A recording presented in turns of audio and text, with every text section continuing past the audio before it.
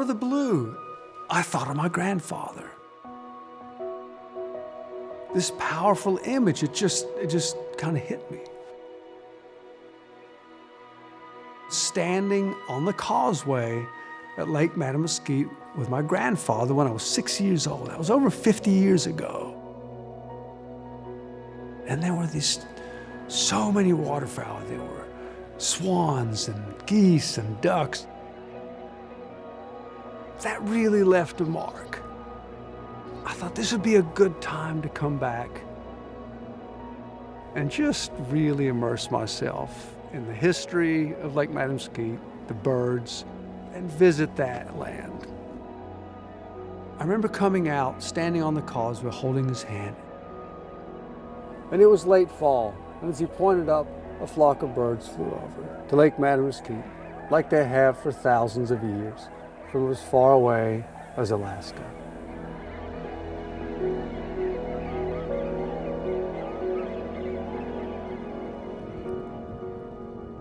So the trick to staying warm in a covered wagon, the ends are open, the wind just howls through. You can't heat a covered wagon. What you do is you heat yourself and eat. You need to know before I just mange down on this beautiful plate, you need to know that Polly's eating first. When you're traveling with any animal that you rely on to help you on your way, that animal eats before you do. Oh, so good. The last meal you eat before you go to bed in cold weather, it can really determine if you're going to sleep warm and cozy that night or if you're going to freeze. Well, it's time to go to bed. I've got my wool hat on. I'm going to sleep in that, keep my head warm. I'm going to lay down the bedroll and then throw my blankets, probably throw one on top, and go to sleep. Good night, Mattamuskeet. Good night, Polly. You know, night noises are probably a lot more mechanical in most cities, but out here on Lake Mattamuskeet in late January, boy, it's rich with ancient, ancient sounds.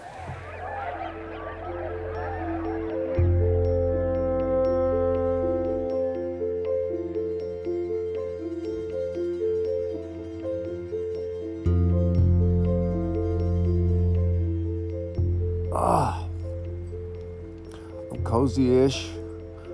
Lying in the wagon, it's windy outside. It's gonna be a gray, cold day. At least start that way. I'm not a morning person. So it's 25 degrees. So you don't just whip up a cup of coffee because your water's frozen. You don't just cook sausage because your oil's frozen and your sausage is frozen. Everything is frozen and your fingers are frozen. But it's totally worth it. I think 3 should be enough.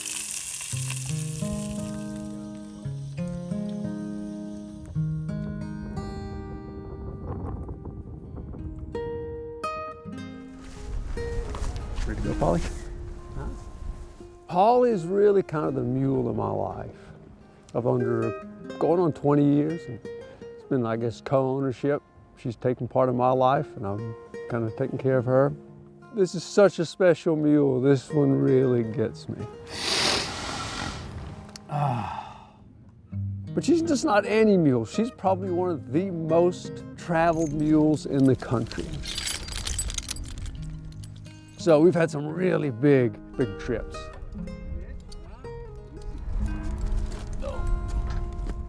She doesn't need to go across America anymore.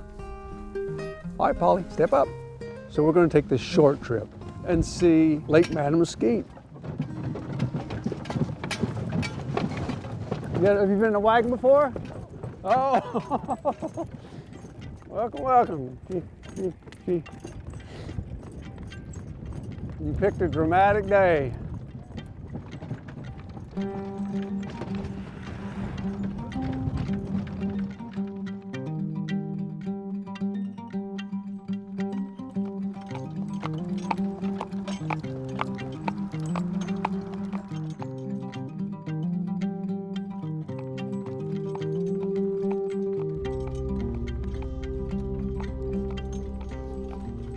The first day out, Polly gets excited. She wants to trot and I have to ease her back.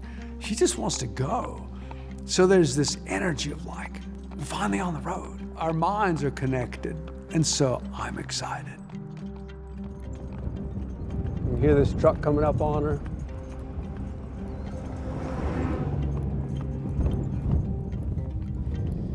So these roads weren't designed for mules. So people don't expect to see them, so you've got to really be careful. And she's a phenomenal mule because you'll have big trucks coming towards us, just roaring, the tires roaring. She holds the course.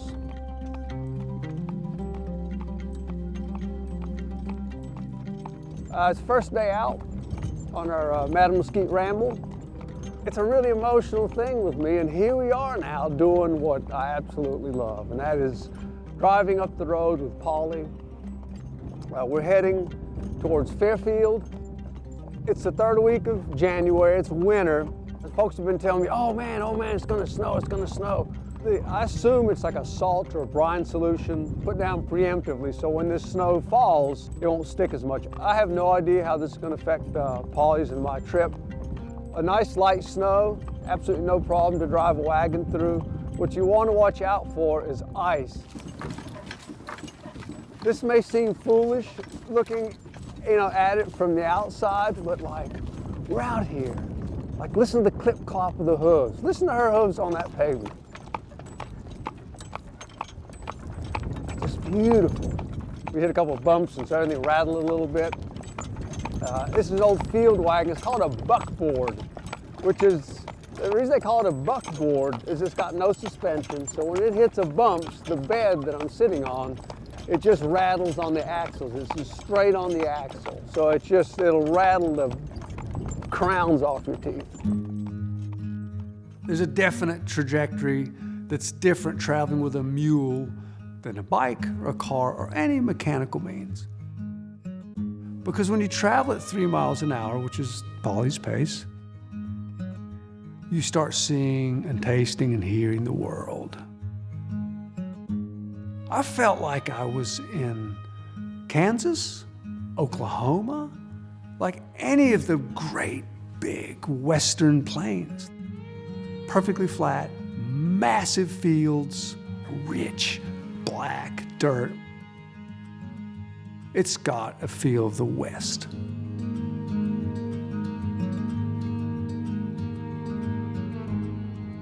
Mattamuskeet is known for birding, the hunting, the fishing, but there was a book by Lee Calhoun, and I'd read about this Mattamuskeet apple in there. The way word of mouth goes, I've been here a couple days, you start talking to people, and hang on, here comes the car. It's a very social way to travel, like you wave at everybody.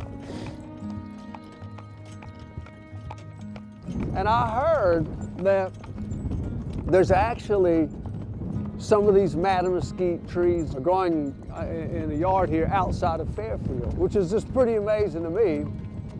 I actually thought the apple was extinct.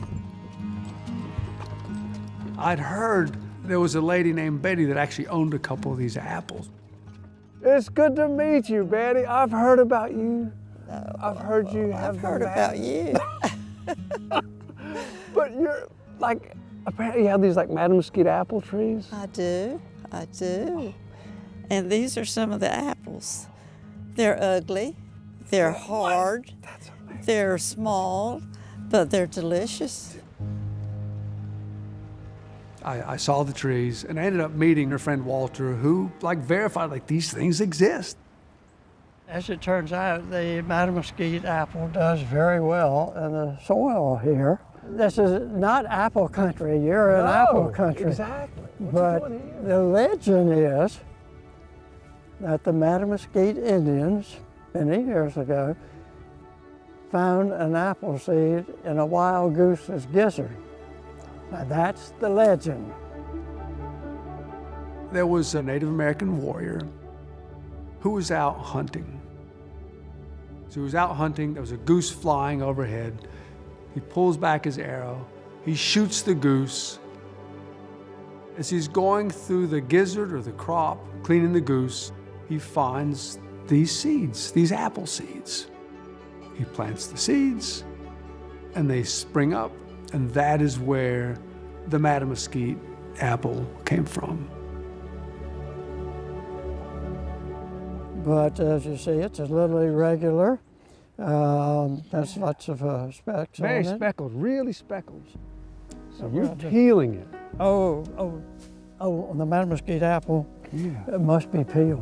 The peel is bitter. It's an amazing color. See, the flesh is yellowish, greenish, Yeah. sweetly tart. And, Wow. That's beautiful. Well, it's an amazing thing to actually see one like in the wild, actually from a sprout. Like the whole tree is Mattamuskeet. Yeah. It's not from a graft. That's right. It's It's a local tree, and that's really what is important for local people away who have roots. Finally found one. This is, I thought it was literally extinct. It's like I'm touching a ghost, like literally. I really thought these were gone. When I held that apple that Betty gave me, with all the white speckles that looked like stars on it. There you go. Oh, no. It was tied so tightly to a place. Easy, ha, easy, ha. Step up. And not just in name only. They are wonderful. It truly felt like it fell from the sky. And in a way it did. Good girl. It fell out of the sky inside a goose and grew here in Mattamuskeet.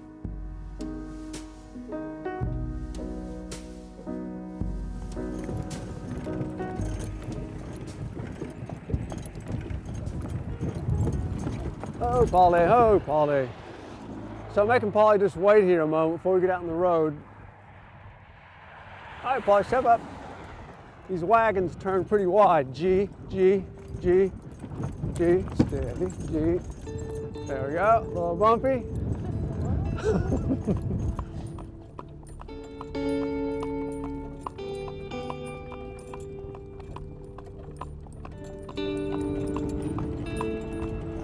So right about the time Walter was wrapping up about these beautiful speckled Mattamuskeet apples, I was starting to see different speckles.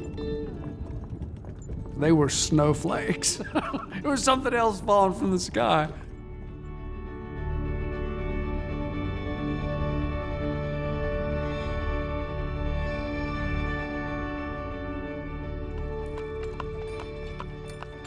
So kind of what's up now is we're it's probably an hour before dark.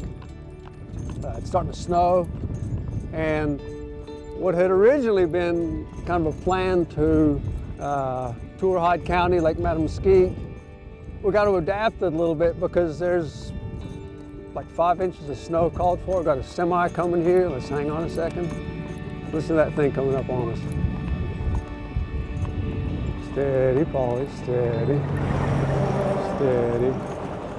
Big grain truck. That's a good mule. Good girl, Polly.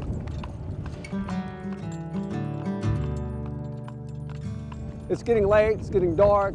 The snow is coming a lot harder than we thought. We need to get out of the weather, get Polly safe and sound.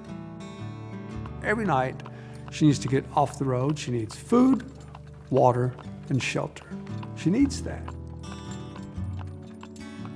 We had a place to stay, but we had to get there.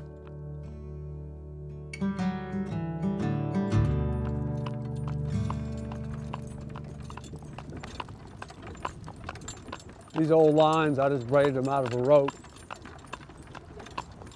Very old.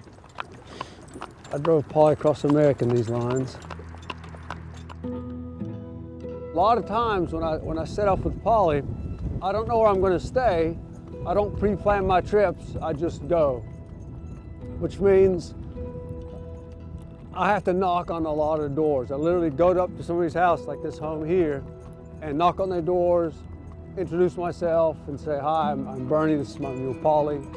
Could we camp in your field or your yard, your pasture?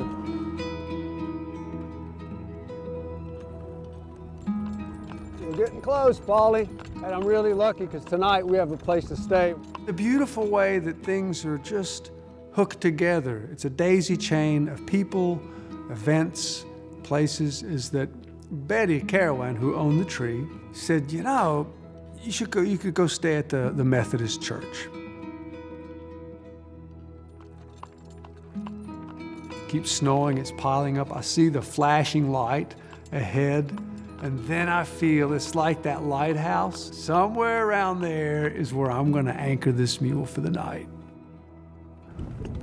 Oh, Paulie, stoplights apply to mules too. Oh. And sure enough, we get into Fairfield. Step up. Easy G. Find the Methodist church.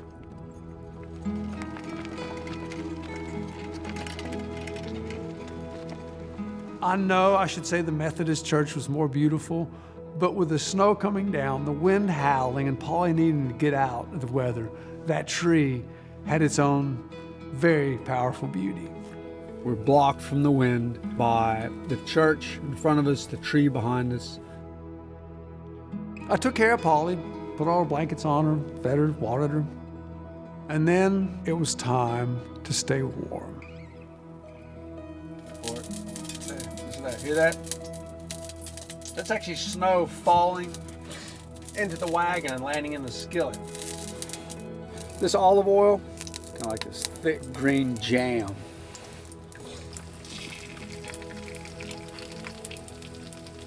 Got your lantern,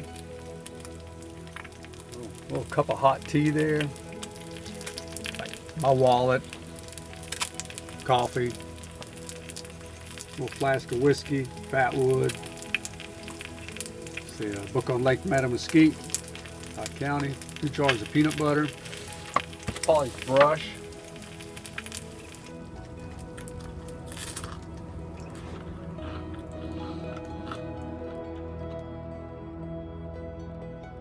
The last thing I heard, it sounded like somebody was drizzling sugar on the canvas tops.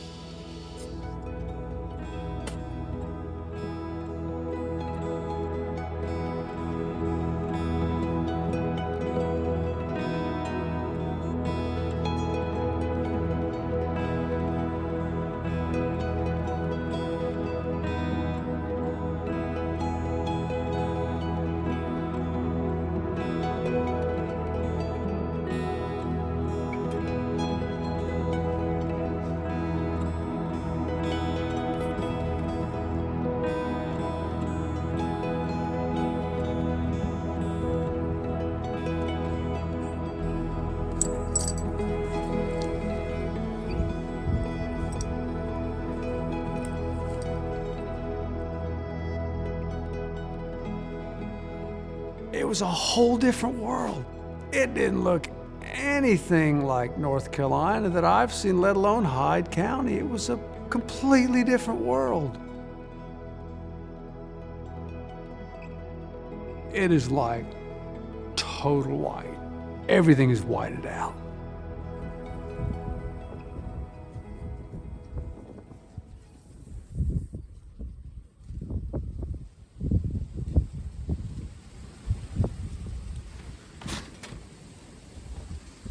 We've had our morning, oh man, just put my hand down and just reached into a snowbank. It's pretty cold this morning. It's, I think it's about 24 degrees on the thermometer I carry in the wagon. And the first thing I did was I got up was thought of Paulie. And it was just beautiful. Paulie was just eating some grass, kind of plastered in snow, her neck and her ears and her mane had a little frosting of snow on them.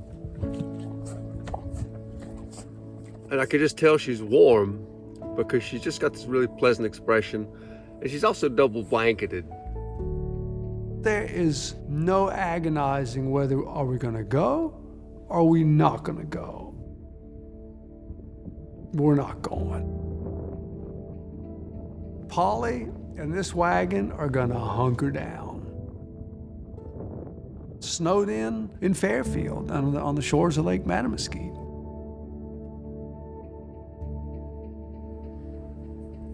I think the tundra swans probably feel very much at home. Or maybe they're like, oh man, no, we left all this snow. Now we're in Hyde County and it's like snow again. When that sun comes back out tomorrow, I don't know when it's going to come back out. And when I finally feel those rays from that distant star like heating me up, I'll be thinking of this moment and I'll think of that moment. But I want to feel 24 degrees and I want to feel 100 degrees. And right now, I'd kind of like to feel 100 degrees. I think the rest of the day is going to be about trying to warm up.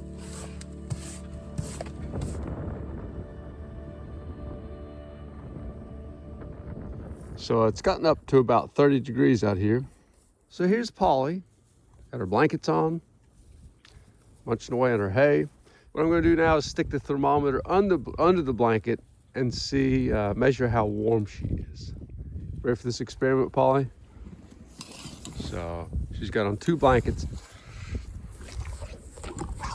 It's like a well-insulated roof. The best insulated roofs is the one that has the snow on it the longest. Let's see how warm it is here under Polly's blanket. It's like 45 degrees. So that's a lot warmer than just being out here in the snow. But in a very minor way, Polly and I are in a bit of a bind. I had hoped, I had planned to hook Polly up this morning and go down the causeway and see more of Lake Mattamuskeet. Well, that didn't happen because we had a snowstorm, for crying out loud. And so, kind of stuck in place. And yet sometimes when you're stuck in place and you're exposed and there's some things you could use and you're traveling through a place where you're not from there, you're traveling through and someone comes up to you and says, hey, are you okay in there? Is there anything you need? So much. Hey, good to meet you. Good to meet you. Do you like fruitcake? I think he said he and his wife cooked like 100-something of these. Oh, Ashton, it's good to meet Nice you. to meet you. Thank you for sending over the lovely food. You're welcome. Jar full of chili in Duke's mayonnaise jar. She saved all our I empty saved the jars for stuff like things that. I never knew the folks of Hyde County and on Lake Mattamuskeet made fruitcake. She loves butter bread. It's got like the requisite red cherry, green something. Oh man. And that fruitcake. Oh man. Straight from the oven. You've been incredibly generous. Polly, we got to ration our butter bread. That's incredibly good. It's gonna get really cold tonight, so I'm just eating nonstop. And when I'm not eating, I'm feeding Polly, who's outside. That's so good. I'm having a slice. I met Willie Mack, who gave us 10 gallons of hot water, which was wonderful. So I made Polly like this really nice, like a hot mash with her feed, steeped in this hot water. And I even literally sprinkled a little sugar on top of her mash to make it like extra tasty. Pascal, I think there's a little rum in your fruitcake. Good, isn't it, Polly? She's on her like 3rd helping.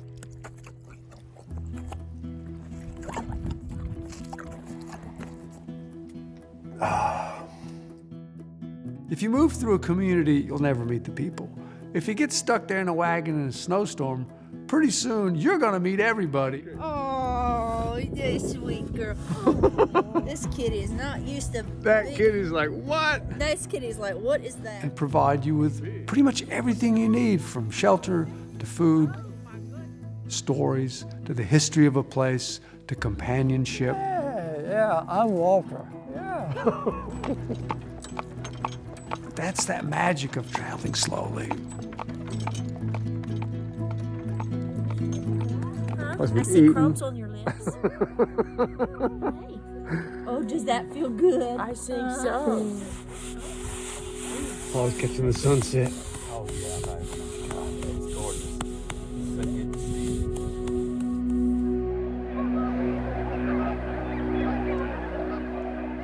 Spent another really cold night in the wagon.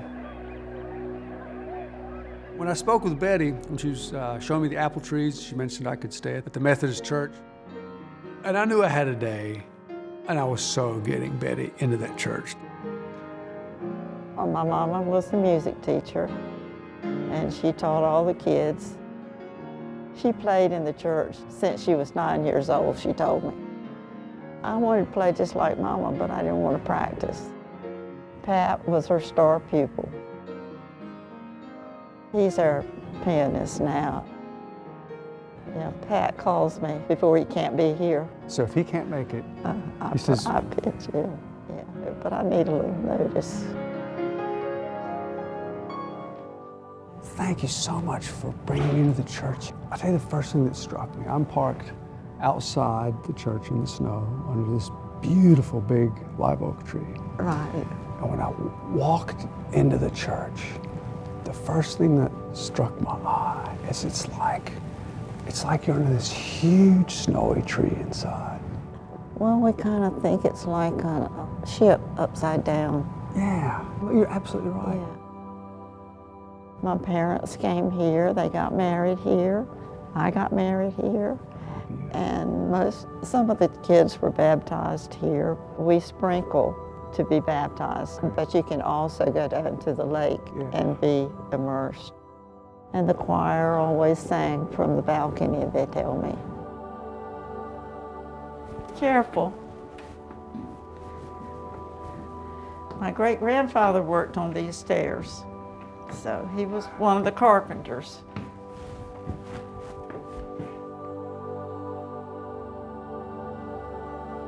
Back age, they put these beautiful curves in. They say all of it was by hand. So tell me about these rods, 2 steel rods held together with like a turnbuckle. Yeah, they were put in to stabilize it during the storms. Lake Mattamuskeet just seems to permeate through the community. What stories do you remember from that time? I didn't ask very many questions when I was young. Now I wished I had. I was born in 1937. The roads were not paved and no electricity. The birds loved it. They were just so plentiful. We were called the duck hunting capital of the country. Now, I grew up on the edge of the lake. Now, they didn't farm it all the way across. My father was a farmer, and he tried it. So this is your dad, farmed what is now Lake Mattamuskeet. But there's a lake there. I would ask Mama, I said, Mama, why did they want to farm the lake? And she says, well, honey, they saw all this cleared land. So they didn't have to clear it, but they had to drain it. And that's what the pumps were for. So they had these giant pumps. Giant that pumps. Suck the water out. And of course, it wasn't successful. Well, I think it kept filling back up with water. Wow, but it's amazing that your dad did that. Well, he was a successful farmer, but it was hard enough to farm the land. Yeah, Pat calls me before he can't be here. Sometimes it's 2 hours, he lets me know, but I need a little notice. I was that moved by her playing. Just the relief, being in a safe harbor with Polly. That to me is true beauty.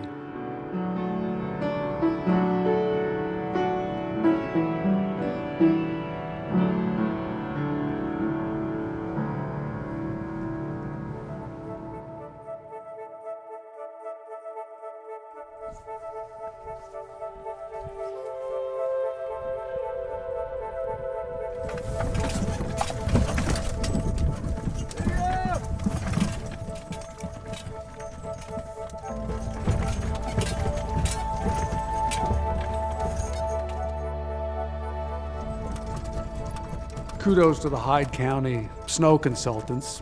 They did a great job. Those roads were open the next day. Conditions were good enough to travel. Have a good day. Thank you, Fairfield. Love that visit. So Polly's really keyed up and ready to go. You give that gal one day off, and she's ready to go the next day. The cold air, the good feed. And now the sun comes out, you feel it on your skin. Polly just full of energy, as I am. Going through this beautiful, snowy landscape. Snow either side of me. It just looks so out of place here in North Carolina to have this really northern scene. And so there's one way across Lake Mattamuskeet. It's causeway. It's about 6 miles long.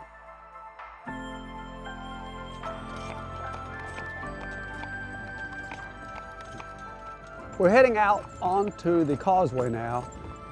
Lake Mattamuskeet is a huge lake. It's like 55,000 acres.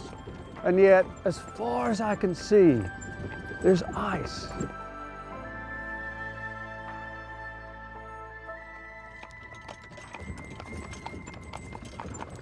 Wow.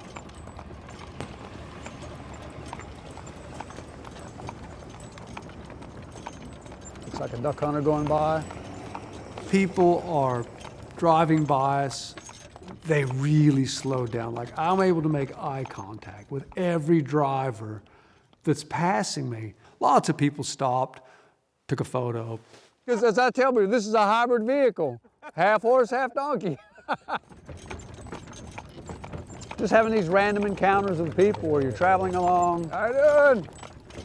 Somebody pulls over, and you get to visit. Polly eat apples? Oh, only if they're Mattamuskeet. She loves apples. Apples, oranges, bananas. Bananas? She loves bananas. Howdy, howdy. How are you? Oh, hey, man, I'm Bernie. Thomas. Thomas, Nice it's to awesome to meet meet you. you. This is Polly. Polly. Polly, my mule. We're just rambling. And my granddaddy brought me here in 1974. Oh, really? I was 6 years old. What'd you come to fish, huh? Look at birds. Look at birds. And they were everywhere. And so it's just an amazing thing to come back and see Mattamuskeet. He brought Polly and I some collards, some turnips, and they had like ice and weeds and that rich dirt from Hyde County. So how would you cook these? How do you like cooking collards? I cut mine up, put them in a pot, pigtail, smoked turkey necks, smoked neck bones, couple of hours. They're delicious. Yes, I got a piece of fat back fat back. in the You wagon. can't go, oh, that'll work. And how do you cook your turnips? Turnips, I usually cut mine up and boil them along with some neck bones. Smoked turkey. Yeah, smoked fat turkey back. necks. Yes, yes. I had my neighbor, he was 90-some, he's passed now, but in those later years, he wouldn't eat anything. And I cooked him some rutabagas and neck bones. And his folks said that was the first time he'd eaten in a long time. Wow, oh, that's beautiful. Well, this is the part where we start bartering. You give me the collards and I'll give you the apple. You were a poker player in your previous life, right? It just doesn't seem right. What I'd really like to do, Thomas, is give you a ride in the mule wagon. Really? Are you kidding me? I kid you not.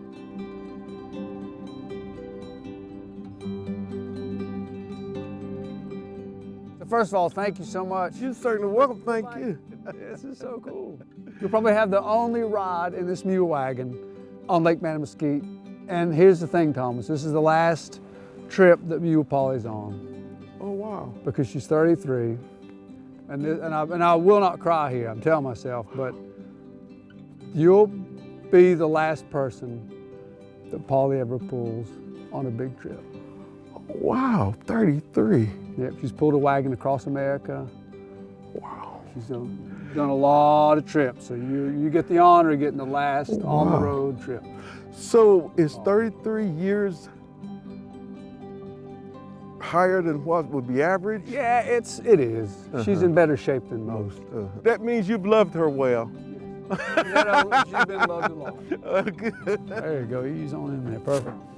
All right. All right. All right, Thomas. That's all right, that's all right. Oh, Polly. Let's go. You nervous, Thomas? A little bit. Just don't jump. I got the brake. All right, Polly, step up. Good girl. There we go.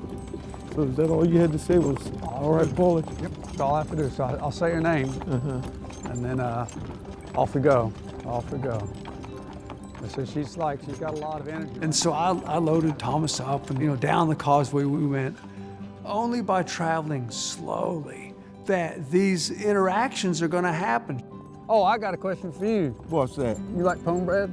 Yes, that's one of our things around here. Look at this, Thomas. You don't even know what a pone bread is from the western part of the state. Well, I just happen to have one. Well, I got an apple and a pone bread. So that's where all these magical interactions and food and stories in this richer tale of a place starts building. Yes, I've enjoyed it. That's wonderful. All right. Thank you, Mr. Bernie. I'll be thinking of you when the collards are cooking up, bubbling up with that piece of fat back. Don't forget the fat back or the pigtail. Thank you so much, Tom. We'll see you around.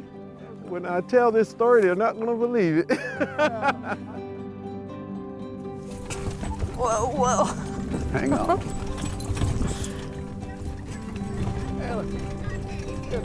Oh, thank you so much. We're going to the Caravan Lodge. Come visit. Be there tonight. I've been on the road 3 days, stopped one, and already I'm getting a sense of Lake Mattamuskeet and Hyde County. I'm sinking into that fabric, right down to the dirt on the turnips.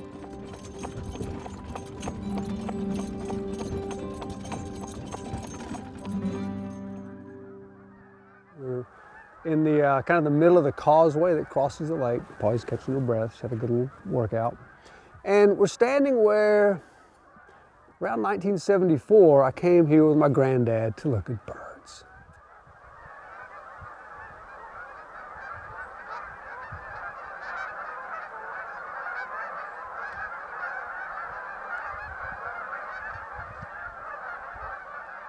Ah, it's just so beautiful. All these geese are landing on the ice. As I look around me, I think of my granddad coming here, and I look out at it now, and it's like we're just surrounded, Paul and I, by this just big lake. But the thing is, it wasn't always so. Way back when somebody decided this would be a good lake to drain and farm. It was like, we'll drain this lake, we'll all get rich, we'll improve the county, we'll make it one of the richest in the state. The land was surveyed out. They decided where these irrigation canals are gonna go. They started digging these canals to drain the lake. Pumps were drawn up, they were designed, they were built. They constructed the biggest pumping station in the world. This is like hardcore, big dreaming, big doing. They used impellers and they would suck the water from Lake Mattamuskeet and they would lift it up and they would pump it into a canal that ran 7 miles to the Pamlico Sound. They'd pulled it off. They had drained Lake Mattamuskeet. It was now ready for the plow, ready for the combine.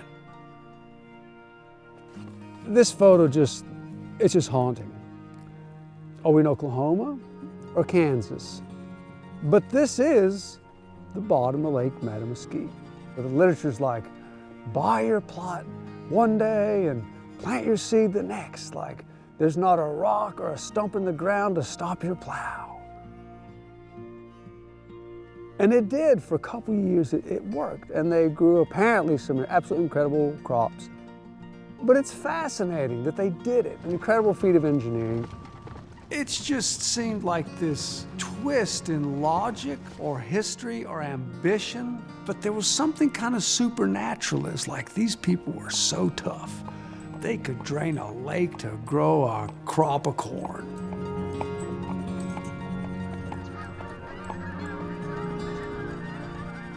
God, where have you been? Everywhere. It's dirty there. Very.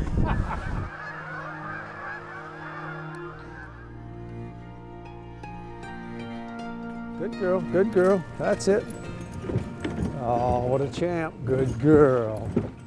I'd heard, again, this is this word of mouth, like Betty in the church, Good girl. Beautiful. that there was the Caravan Lodge, that I'd be able to stay there. We're here, sissy. We made it. Hey! I walk into the office, and she has her two kids there. It's Charlie and Carter. Let's start with the ceiling. What's up with the ceiling? It's very old. Very cool. It was built in the early 40s. It was my husband's grandfather and grandmother's little place, and it's been a little hotel. I said, no sooner get in the door, introduce myself, Wow, what do you got there? That's for me. and one of them comes up to me, here's your birds, here's your birds. Yeah, so these are beautiful. So how do you cook or clean these? And without hesitation, Where do I start cutting that out? breasted those ducks right there on the glass counter of the check-in. the Like on either side of the breastbone, yeah. okay. What's in there? Meat? Duck meat. I gotta say, this is the first time I've ever breasted a duck at check-in. Sorry, that really is Well, you know, But I'm at Lake Mattamuskeet. That's what you do. apparently, yeah. It is an option. I love It was like Check-in. just the directness that these kids in the Cali have with life and death and where their food comes from. Like, you need a duck cleaned out? Well, here we go. Let's just clean it out, and there it is.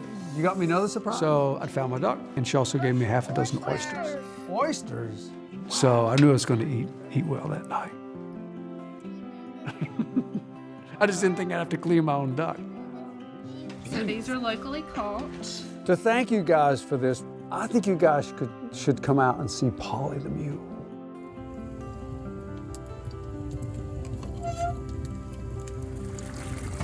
She may not drink this. So the story goes that they planted that seed and it grew into this type of apple. So that's the story behind it. So we're gonna cut this now and we're gonna feed to Polly, right? Why so tiny? Why am I so tiny? Oh, is the apple so tiny? Oh, Because that's the kind it is. it's just the way it is. So this is supper. Compliments of Cali, Hyde County, Lake Mattamuskeet. You can't get fresher oysters on the half shell. So do you guys know how to whistle? I can't whistle. So we'll whistle and then watch her come over. Watch this. Look at that, here she comes.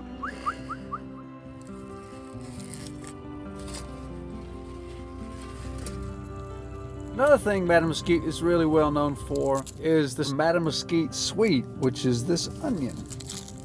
So I was given this by a fellow named Tom. He said when these are harvested, they sell out in 2 or 3 days. So you want the same number of fingers after you feed her the apple, right? So keep your fingers flat. Ready? Here you go. Just hold it out. Just hold it Put out. them down flat. Oh, that was great. I mean, this turnip is freezing my hands to hold. It feels like a dirty snowball.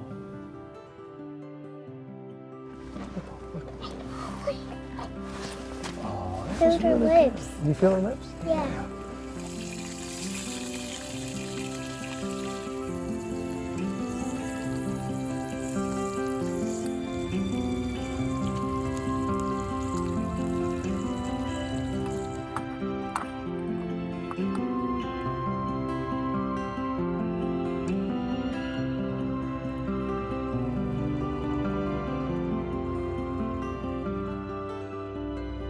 It's one of the great things about wagon travel. Get to wake up in your wagon.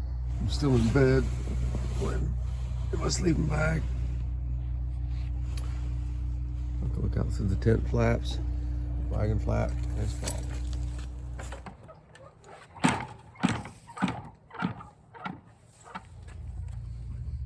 Probably maybe the only mule in history to get Mattamuskeet applesauce and butter bread. Look, no piece. Look. That's good. Mmm. This is Mattamuskeet applesauce. You're not the applesauce. Polly's eating the applesauce.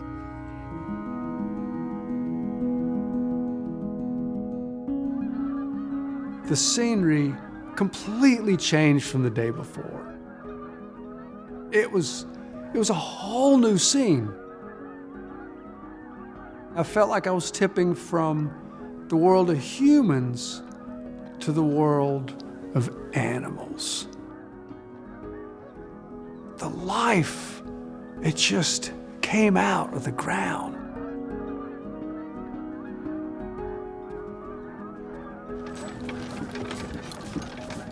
Literally thousands of geese, tundra swans, like so many ducks that I could recognize a mallard, but that was about it.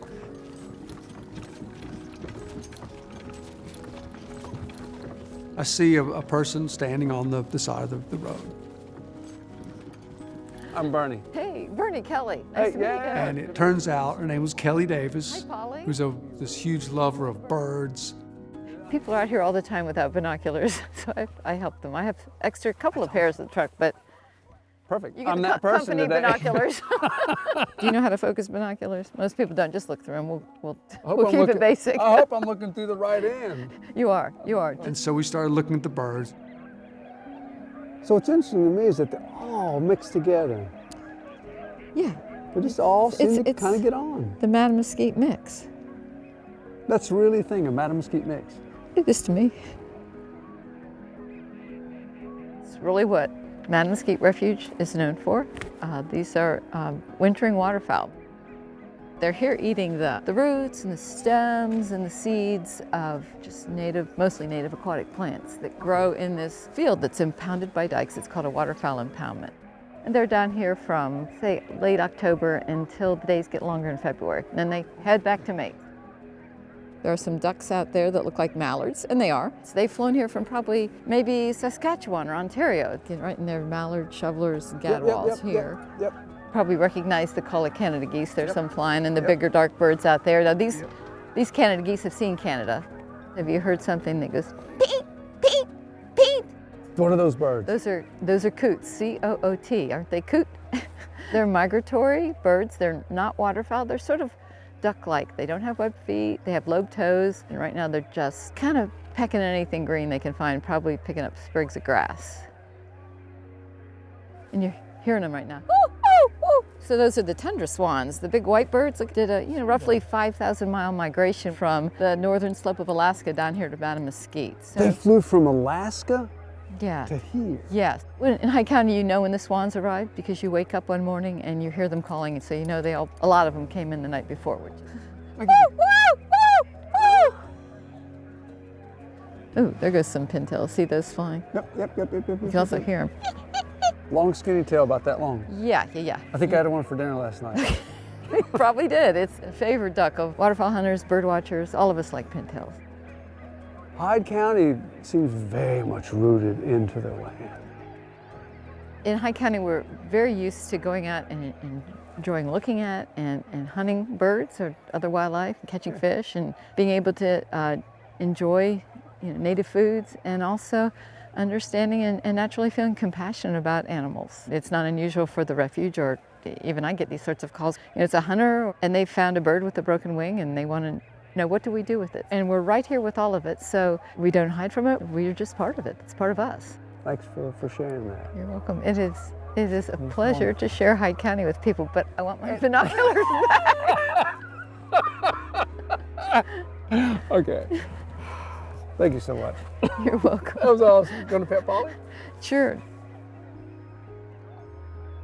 When you stand on that icy shore in the snow, and you see those giant swans, then it becomes real because you are face to face with that life energy of an animal that has just flown 5,000 miles to get here, to get to Lake Mattamuskeet, to eat what they need to eat to get through the winter.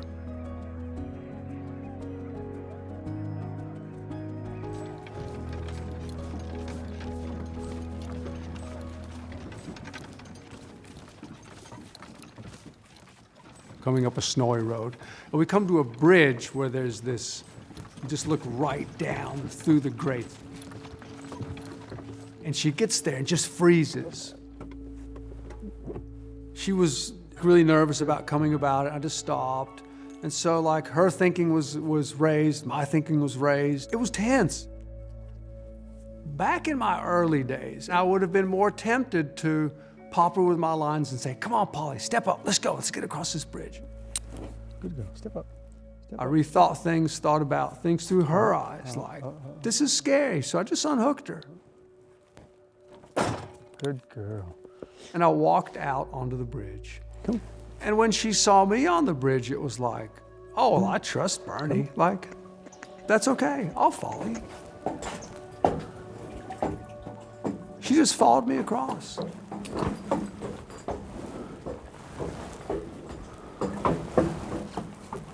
Oh, what a good girl, Polly. Oh, you made it. Oh. And it's like this, this huge relief. And I hugged her, and she leaned into me. She will reach around. You made it. That was pretty scary, wasn't it, with a wagon? And just put her head on my chest, and I just hold her, just quietly. I'll just close my eyes. We're just one. We're just one in that moment.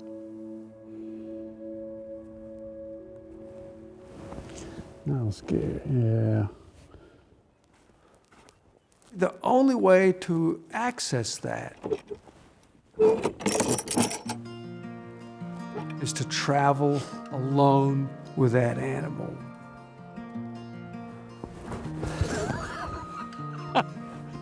Yeah. You can't train, you can't give, your mule treats and hope you'll get that bond. There's no, psychological stuff to do that. Ho, Polly, step back, step back. That step back. has to be earned. The only way to get that mind fusion Let's go. Good girl, Polly. is to set off into the unknown Good girl. with your mule or your horse or another animal. You depend on them, and they depend on you. Okay, Polly, step up.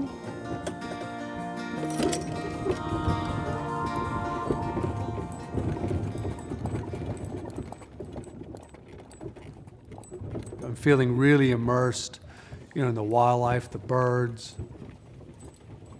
And I come around a curve, and I see this big white building.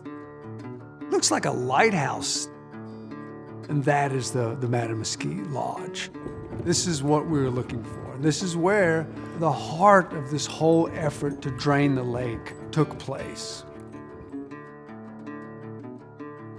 So the lodge now is kind of entering a new phase, a new career. It's rejigging with the times.